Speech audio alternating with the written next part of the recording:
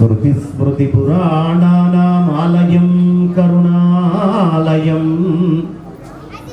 नमामि भगवत्पाद शंकरं लोकशंकरं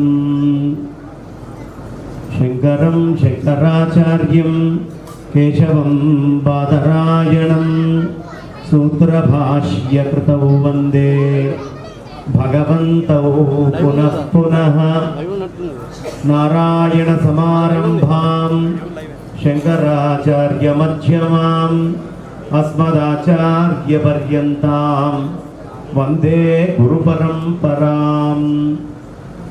गुरवे सर्वलोकानां भिषजे भवरोगिणां निधये सर्वविद्यानां दक्षिणामूर्तये नमः। शारदा शारदाम्भोजवदना वदनाम्बुजे सर्वदा सर्वदास्माकं सन्निधिं सन्निधिं क्रियात्।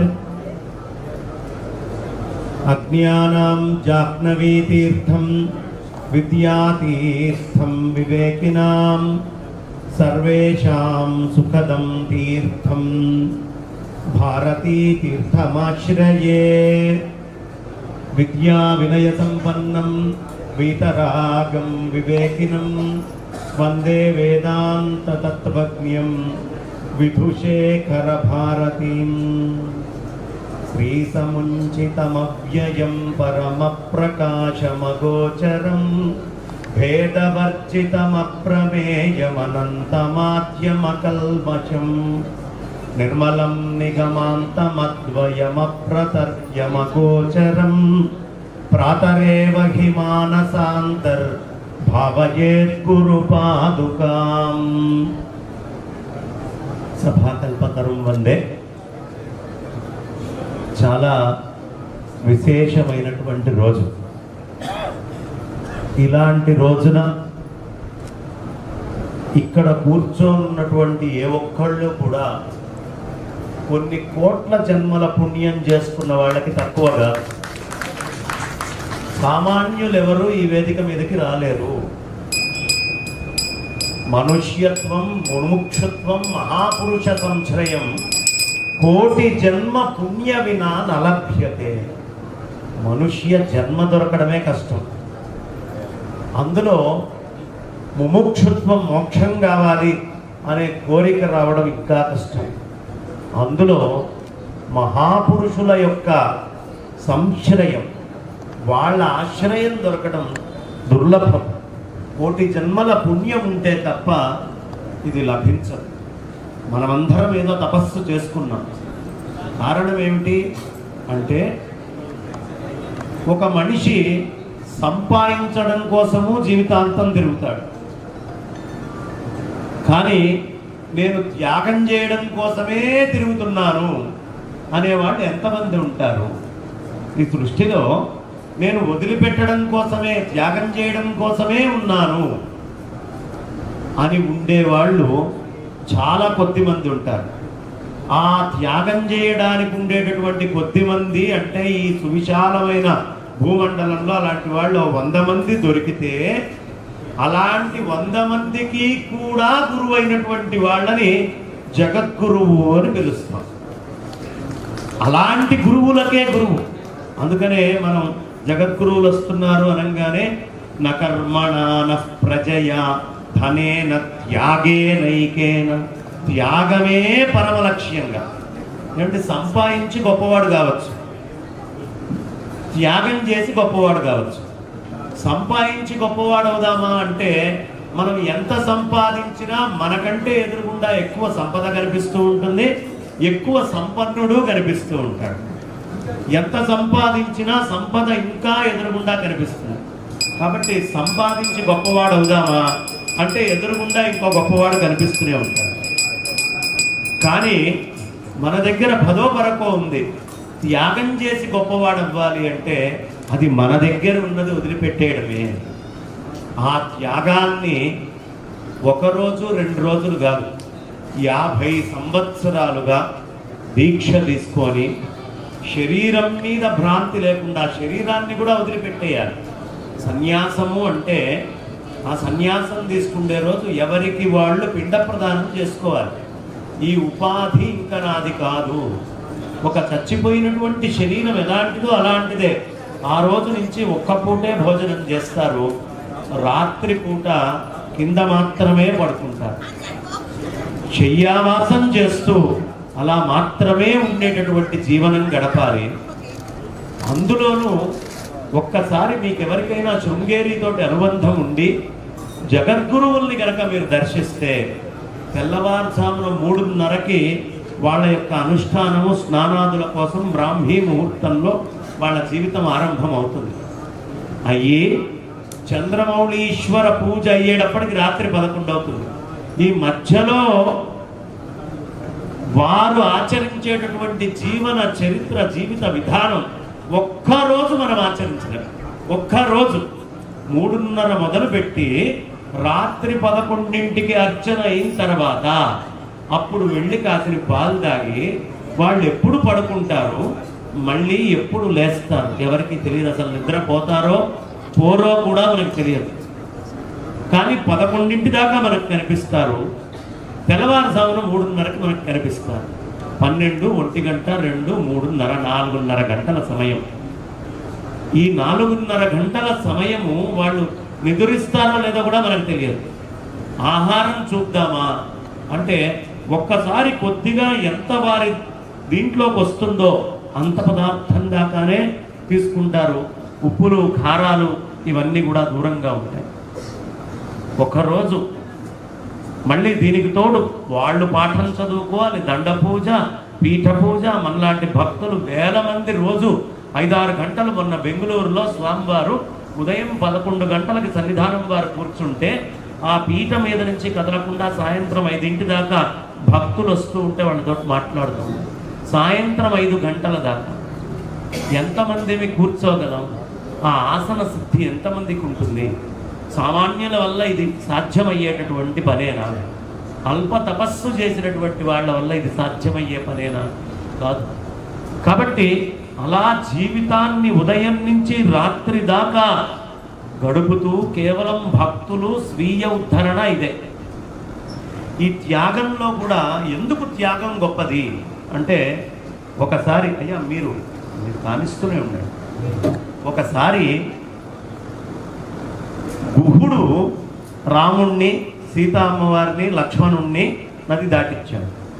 తప్పు తెలుసుకున్నటువంటి భరతుడు కైక, సుమిత్ర, శత్రుఘ్నుడు, కౌసల్య వీళ్ళందరినీ తీసుకొని పడవలో వెళ్తున్నాడు. రాముణ్ణి కలవాలి అవతల పక్కకి వెళ్ళి అని అడిగేటప్పుడు గుహుడు అడిగాడు, అయ్యా అన్నిటికంటే గొప్పది ఏది అంటే భరతుడు చెప్పాడు త్యాగం. మరి త్యాగంలో గొప్పవాళ్ళు ఎవరు? ఏదైనా ఒక పేరు చెప్పగలరా అంటే ఇదిగో ఈ ఎదురుగుండా కనిపిస్తోంది కదా కౌసల్యాదేవి, ఈవిడ్ని మించినటువంటి త్యాగమూర్తి ఇంకొకళ్ళు లేరు అన్నాడు. అదేమిటయ్యా కౌసల్య కంటే త్యాగమూర్తి లేరా అంటే అప్పుడు ఒక్క మాట చెప్తాడండి భరతుడు, త్యాగం ఎంత గొప్పది అని. 14 భువన భాండాలని కన్నటువంటి వాణ్ణి తల్లి ఈ తుచ్చమైనటువంటి భరతుడి కోసం అంత గొప్ప పదార్థాన్ని త్యాగం చేసిందయ్యా. అది వెతుక్కుంటూ నేను వెళ్తున్నా. ఎవరు 14 భువన భాండాలని కన్నది? బ్రహ్మదేవుడు. ఆయన్ని కన్నటువంటి వాడెవడు? విష్ణుమూర్తి. ఆయన యొక్క నాభిలో ఇచ్చే కమలంలో ఇచ్చి వచ్చాడు. ఆ విష్ణుమూర్తిని కన్నటువంటి తల్లి ఎవరు? కౌసల్య. ఈ తుచ్చుడైనటువంటి భరతుడి కోసం అంతటి మహత్తరమైనటువంటి పదార్థాన్ని త్యాగం చేసిందయ్యా కౌసల్య. ఆవిడి కంటే గొప్ప త్యాగి ఎవరు అంటే త్యాగము అంత విశేషమైనటువంటిది. అలాంటి త్యాగము వారికి వారు స్వీయముగా ఉపాధిని కూడా లెక్క చేయకుండా వదిలిపెట్టి ఇవాళ మనకి సక్రమంగా వర్షాలు పడుతున్నాయన్నా, భూమి కొంచెం సస్యంగా కనిపిస్తుంది అన్నా, ఆనాడు పరంపరగా ఆదిశంకరాచార్యుల వారు మానస సరోవరానికి వెళ్ళి అక్కడి నుంచి కైలాస పర్వతం మీదకు వెళ్ళి అక్కడ నుంచి పరమేశ్వరుణ్ణి మెప్పించి 5 శివలింగాల్ని, స్ఫటిక శివలింగాల్ని అక్కడి నుంచి మన కోసం మనందరం సుభిక్షంగా ఉండి ధర్మం కాపాడబడాలి అని తెచ్చారు. 1000 సంవత్సరాలు మన మీద తురుష్కులు దాడి చేశారా? బ్రిటిష్ వాళ్ళు చేశారా? హూణులు దాడి చేశారా? ఇంతమంది దాడి చేసినా ఇంకా హిందూ మతం ఈ భారతదేశం మీద ఎందుకు బతికి ఉంది అంటే, ఆదిశంకర భగవత్పాదాచార్యుల వారు పరమేశ్వరుడి దగ్గర నుంచి శివలింగాల్ని తీసుకొచ్చి, ఒక లింగం రామేశ్వరంలో, ఒకటి శృంగేరిలో, అన్ని చోట్ల ప్రతిష్ఠ చేసి ఈ రోజుకి మన భారతీ తీర్థ మహాస్వామి చరణులు, విధుశేఖర భారతీ మహాస్వామి చరణుల లాంటి వారి చేతుల మీదుగా బ్రహ్మచర్యం తీసుకొని సంసారాన్ని త్యాగం చేసి, సంతానాన్ని త్యాగం చేసి, ధనాన్ని త్యాగం చేసి, అన్నిటినీ త్యాగం చేసి వాళ్ళక్కడ పూజ చేస్తూ ఉన్నారు. కాబట్టి ఇన్ని సంవత్సరాలైనా ఈ ధర్మం అటు ఇటు కదలకుండా అలా గట్టిగా నిల్చొని ఉంది. కాబట్టి ఒక్కసారి గట్టిగా కరతాళ ధ్వనులతో గట్టిగా చెప్పండి అందరూ. జయ జయ శంకర జగద్గురు శంకర, జయ జయ శంకర జగద్గురు శంకర, గోవింద. అమ్మా, గోవింద అంటానికి మొహమాట పడుతున్నారు, ఏం పర్వాలేదు. ఇవాళ గోవింద అనకపోయినా ఏదో ఒక రోజు గోవింద అంటాం ఖాయం. గోవింద అనేలోపు ఎవడు గోవింద అంటాడో వాడు అదృష్టవంతుడు. గోవింద అనేలోపు ఎవడు గురుస్మరణ చేస్తాడో వాడు అదృష్టవంతుడు. జయ జయ శంకర జగద్గురు శంకర, జయ జయ శంకర జగద్గురు శంకర, శారదే పాహి మాం శంకర రక్ష మాం, శారదే పాహి మాం శంకర రక్ష మాం,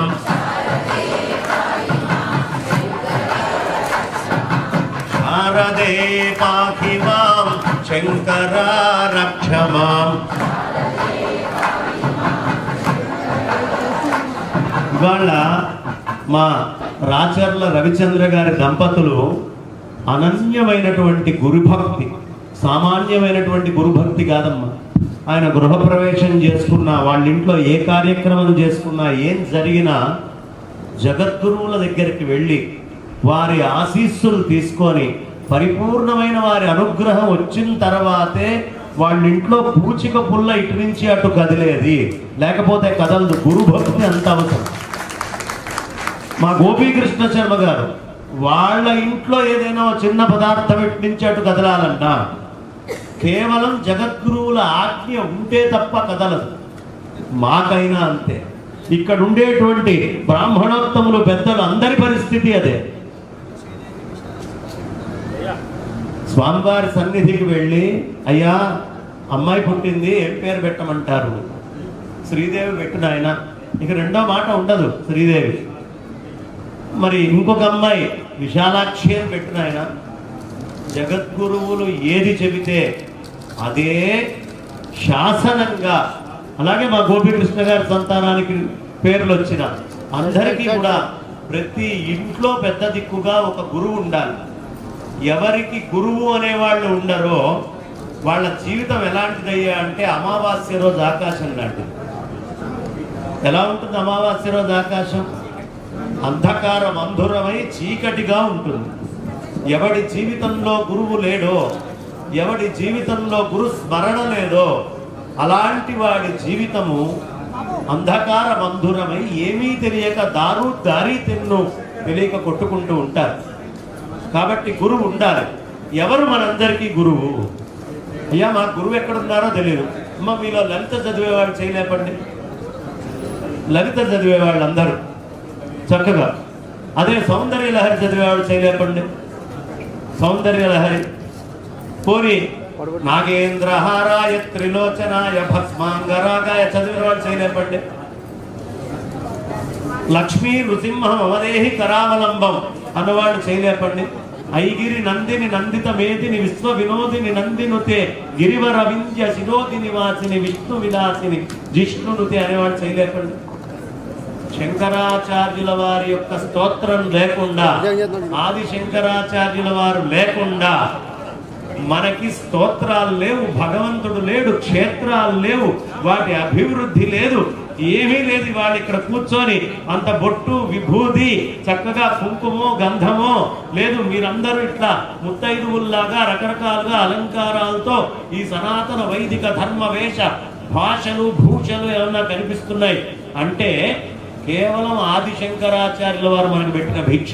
ఆయన లేకపోతే ఇవేవీ లేవు, ఇవేవీ లేవు. అమ్మ గట్టిగా చప్పట్లు కొట్టండి, పక్కన నిద్రపోయేవాళ్ళు లేస్తారు, లేవాలిగా నిద్రపోయేవాళ్ళు.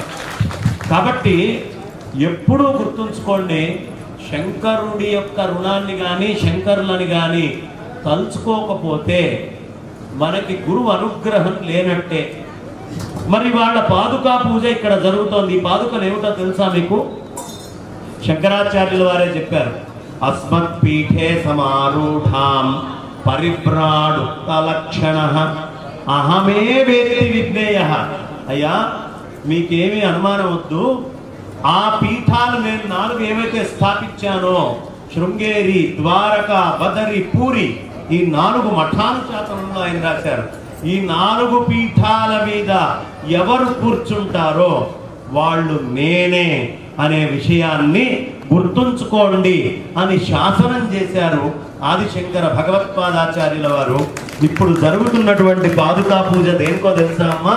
సాక్షాత్తు ఆదిశంకరుల పాదుకలే అవి, ఇంకొకళ్ళు అనడానికి వీలు లేదు. భారతీ తీర్థస్వామి వారు ఏదో ఆదిశంకరులదే, ఆదిశంకరుడు ఏదో భారతీ తీర్థుల వారు అదే. కాబట్టి జగద్గురువుల పూజ చేసుకుంటున్నాం. ఏం చేసుకుంటున్నాం? మనం స్తోత్రాలు చదువుతున్నాం, కానీ గురువుని అర్చించాం, గురువుని పట్టించుకోం. శంకరుల చిన్న చిత్రపటాన్ని కూడా లోపల ఉంచుకోం. మరి ఆ దోషం పోవాలి కదా. అలాంటి దోషాలు ఏవైనా ఉంటే పోవడానికి ఇక్కడ పాదుకా పూజలో కూర్చున్నటువంటి అందరి ఇళ్లలో ఎక్కడైనా గురుదోషం చేసినటువంటిది ఏదైనా మన వంశంగా కానీ ఎక్కడైనా మిగిలితే ఇవాళ ఈ పాదుకా పూజ దగ్గర కూర్చోవడం మాత్రము చేతనే మనకి పరిపూర్ణమైనటువంటి గురు ద్రోహము, గురువు యొక్క ఆ నిర్లక్ష్యంగా మనం గురువును చూసినటువంటి దోషము, ఇవన్నీ కూడా దూరం అవుతాయి. గట్టిగా ఒకసారి గురుస్మరణ చేసుకోండి, చెప్పండి. శరీరం స్వరూపం తథా కళత్రం యశస్ చారు చిత్రం ధనం మేరుతుల్యం మనశ్చేన్ నలగ్నే పురోరంఘరి పద్మే తతః కిం తతః కిం తతః కిం తతః కిం. శంకరాచార్యులు వారు అంటారు, నాయనా నీకు అందమైన శరీరం వచ్చింది, ఓ బ్రహ్మాండంగా అలంకరించుకున్నావు, రకరకాలైనటువంటి వేషాలన్నీ వేశాం, శరీరం స్వరూపం. తథావా కళత్వం, అందమైన భార్య దొరికింది, ఆడవాళ్ళైతే అందమైన భర్త దొరికాడు. తథావా కళత్వం, బాగుంది. చారు చిత్రం, మనం బయటికి వెళ్తే మన గురించి 10 మంది గొప్పగా రకరకాలుగా మాట్లాడుకుంటూ ఉంటారు. కొన్ని ధనం మేరుతుల్యం, బాగా డబ్బు సంపాదించావు, నీకు కావాల్సినంత డబ్బు సంపాదించావు అనుకో, ధనం మేరుతుల్యం. ఇన్ని ఉన్నప్పటికీ మనశ్చేన్ నలగ్నం, ఆ మనస్సు లగ్నం కాకపోతే, ఎక్కడ లగ్నం కాకపోతే గురోరంగురి పద్మే, గురువు యొక్క పాద పద్మాల మీద ఎవడి మనస్సు లగ్నం కాదో వాడికి ఎన్ని ఉన్నా లాభం లేదయ్యా, వాడి ఈ గురువు మీద పుట్టినటువంటి పురుగుతో సమానం. గురువుని యొక్క ప్రార్థన, గురువు అనుగ్రహం కోసం ఎవడు ప్రయత్నం చేయడో వాడు గురువుతో సమానం. ఎందుకండి అంటే గురువుని ఎందుకు తలుచుకోవాలి? గురువుని తలుచుకోకుండా జీవితం నడవదని. మొట్టమొదటి గురువు తండ్రి, ఆడవాళ్ళకి గురువు భర్త. ఇది ఎప్పుడూ మర్చిపోకూడదు. తండ్రి భర్త ఇరువురు. ఎందుకు ఈ గురుత్వాన్ని ఇంత గొప్పగా చెప్పారు అంటే, సర్వ వేదాంత సిద్ధాంత గోచరం తం అగోచరం గోవిందం పరమానందం సద్గురుం ప్రణతోస్మ్యహం. చక్కగా చక్కర మధురముతోటి అద్భుతంగా అక్కడ చేస్తూ ఉన్నారు. ఆ ఎండు ద్రాక్ష అనేకమైనటువంటి పండ్లతో స్వామివారి యొక్క అర్చన జరుగుతోంది. తా శర్కరాభవం శర్కరాణం శర్కరత్వం అని చక్కగా అనేక విధాలుగా అర్చన చేసుకుంటూ ఉన్నాం స్వామివారిని. ఏమిటి చెప్తున్నారు అంటే, ఇప్పుడు నేను మాట్లాడుతున్నాను, మీ అందరికీ అర్థమవుతుందా లేదా? మీరు మాట్లాడతారు, నాకు అర్థమవుతుందా లేదా? దేనివల్ల అర్థమవుతోంది? దేనివల్ల అర్థమవుతుంది? మనకు ఒక గురువు ఉంటేనే నేను మాట్లాడగలిగినా, మీరు అర్థం చేసుకోగలిగినా, మీరు మాట్లాడగలిగినా నేను అర్థం. చిన్నప్పుడు మన తల్లిదండ్రులే ఆ అమ్మ, ఆవు, ఇల్లు, ఈక ఆ నుంచి బట్టిరా దాకా అక్షరాలు నేర్పించి, ఇవన్నీ నేర్పించకపోతే తల్లిదండ్రులు, చుట్టుపక్కల సమాజం. ఇవాళ చైనా వెళ్ళండి మీరు, అక్కడ వాళ్ళు మాట్లాడటం అర్థమవుతుందా? ఏమీ అవకాశం లేదు. మన జీవితంలో చిన్నప్పటి నుంచి మన గురువులు ఉన్నారు, వాళ్ళు తీర్చిదిద్దారు కాబట్టి వాళ్ళు నేను మాట్లాడుతుంటే మీకు అర్థమవుతుంది, మీరు మాట్లాడితే నాకు అర్థమవుతుంది. కాబట్టి వేదం చెప్పేది అందుకనే మాతృదేవోభవ, పితృదేవోభవ, ఆచార్య దేవోభవ అని చెప్తున్న కారణం అదే. ఎలా ఉంటుందయ్యా అంటే, ఇప్పుడు మీకు నాకు మధ్యలో గురువులు ఉన్నారు, కానీ గురువు కనిపిస్తున్నాడా? సర్వ వేదాంత సిద్ధాంత గోచరం. నేను మాట్లాడేది మీకు వినిపిస్తోంది, మీరు అనేది నాకు వినిపిస్తోంది. కానీ ఈ రెండిటికి కారణమైనటువంటి మీ తల్లిదండ్రులు కానీ, మీ గురువులు కానీ, మీ సమాజంలో మిగతా వాళ్ళు ఇప్పుడు ఇక్కడ ఉన్నారా? వాళ్ళు ఎవరైనా? వాళ్ళ వల్లే మనం వింటున్నాం. సర్వ వేదాంత సిద్ధాంత గోచరం తం అగోచరం. ఆ గురువు కనిపించడట ఎప్పుడు, వాడి వల్లే మనకు అన్ని కనిపిస్తూ ఉంటాయి.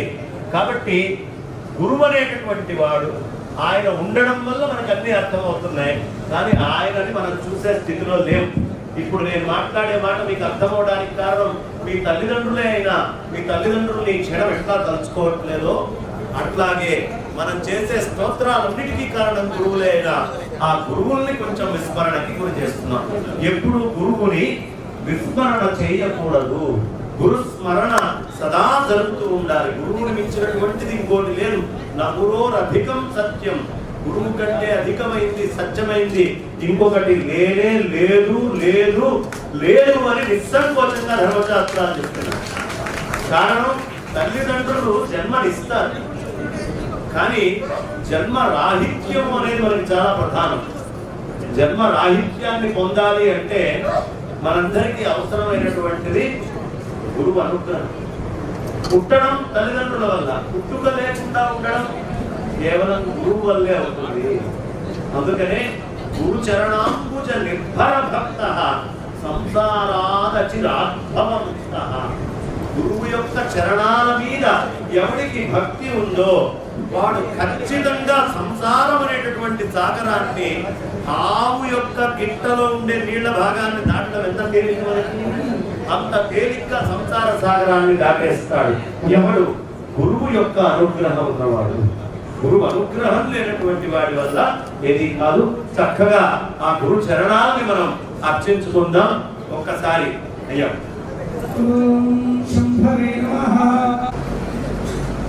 జగద్గురు కార్యక్రమానికి ముఖ్య అతిథిగా విచ్చేసి ఈ యొక్క జగద్గురు పాదపూజ వైభవాన్ని, జగద్గురువుల యొక్క వైభవాన్ని తెలిపినటువంటి గౌరవనీయులైనటువంటి బంగారయ్య శర్మ గారికి మన కమిటీ సభ్యులందరి తరఫున, ఇక్కడ వచ్చినటువంటి శిష్యవర్గం తరఫున, ప్రముఖుల తరఫున గట్టిగా కరతాళ ధ్వనుల మధ్య ధన్యవాదాలు తెలుపుతూ, గౌరవనీయులైనటువంటి బంగారయ్య శర్మ గారిని సన్మానించవలసిందిగా ఇక్కడ ఆది దంపతులుగా వచ్చినటువంటి సన్న శ్రీశైలం యాదవ్ కవిత గారు, అదేవిధంగా మా పెద్దనాన్న మాజీ శాసనసభ్యులు గౌరవనీయులు కటకం మృత్యుంజయం శర్మ గారిని బంగారయ్య శర్మ గారికి సన్మానించవలసిందిగా ప్రార్థిస్తున్నాం. బాజా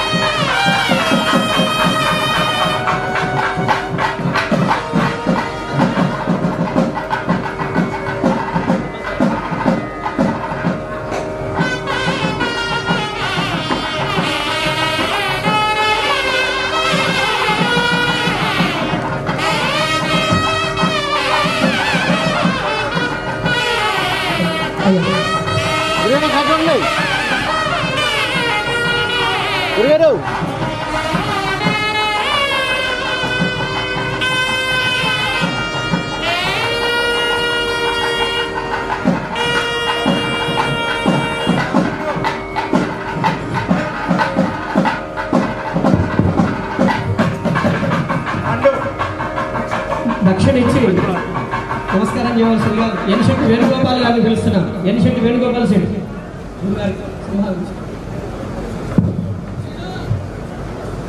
ఇదేవిధంగా ఇట్టి కార్యక్రమానికి విచ్చేసినటువంటి మా Sircilla KDCC bank chairman Indian president Ravinder Babu గారికి స్వాగతం. గట్టిగా కరతాళ ధ్వనుల మధ్య వారికి స్వాగతం సుస్వాగతం తెలియజేస్తూ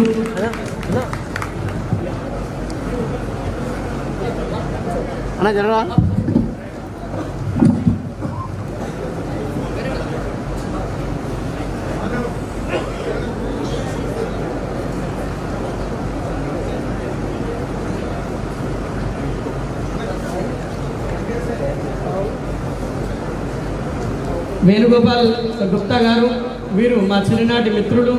బాలాజీ జ్యువెలర్స్ అని కామారెడ్డిలో గొప్ప జ్యువెలర్స్.